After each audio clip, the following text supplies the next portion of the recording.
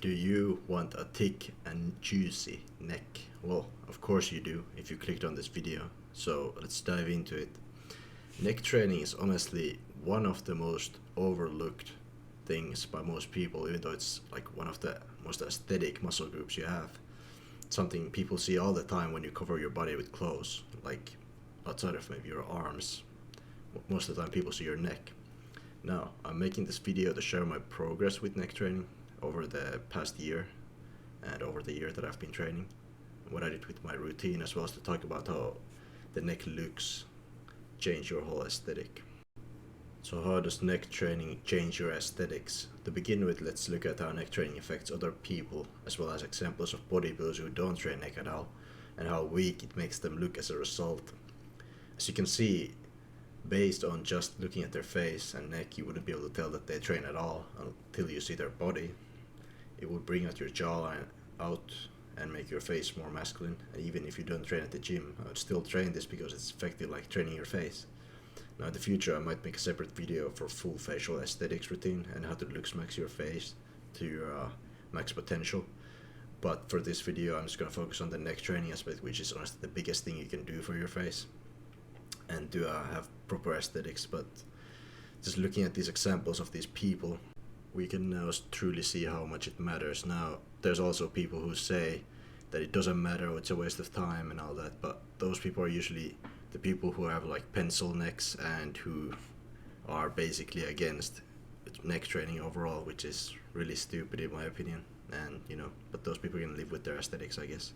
So this is my progress over the last year, over a year that I've been training, and right here in the picture you can tell how much I've changed and how much my facial aesthetics have changed in just the course of like 1.5 years.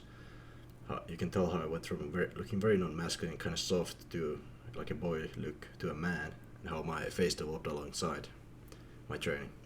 Now to go over the routine and neck training methods. Now what I did purely was plate curls, like front neck extensions, back extensions, with always working the sides of the neck as well. That's something you don't have to do if you don't want to, but to maximize aesthetics and avoiding balance issues, I would do it personally. But of course, if it's too much for you, you can skip it.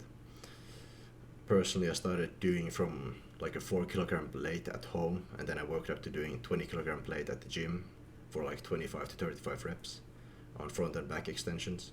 The best results I had was doing neck training 2 to 3 times a week with 4 sets of 25 reps minimum, and working all the way up until you could technically do 50 reps. I didn't always go all the way up till I could do 50 reps. I just kind of assumed that I could hit 50 reps and then just increase the weight by 5 kilograms. But once you know you can hit the 50 reps, just go ahead and increase the weight and just repeat that process. Now, you can also use a neck harness if you want to buy one or if you own one. Personally, I might invest in it later down the line if I feel like I need it for extra neck gains, and plate version is simply not doing it for me anymore. The problem with the plate version, of course, is that you're gonna run out of grip the more you go with the weights to 20 kilos and even above 20 kilos. It's gonna be really hard to hold on to those plates, and that's kind of where the neck harness comes in if you want those extra gains down in the future. But at the start, honestly, the plate version is quite good. There's also machines at the gym, in some gyms, that are kind of rare for the neck, so you can take advantage of that if you want. Now, neck training injury prevention. To prevent any neck training injuries, I would recommend you to start with a light enough weight and get used to it slowly. I personally didn't have any neck soreness problems at all with my routine, but some people have that, at least at the start. And personally I haven't had any like major soreness. Like, I've had a little bit of soreness here and there, but it's not really even noticeable day to day for me.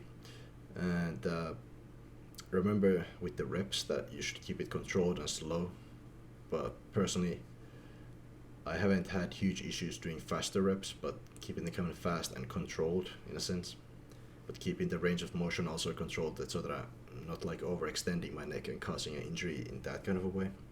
With the back extension of the neck, I recommend a fairly low range of motion. You can use like a bench and align your jaw on the end of the bench and then proceed to extend your neck up and use that range of motion to avoid injury. Now you can probably tell from my footage that I'm showing here that how you would do that, sort of. But you kind of have to figure it out where you align your jaw with the bench and then Just figure it from there, the range of motion, which is like safe.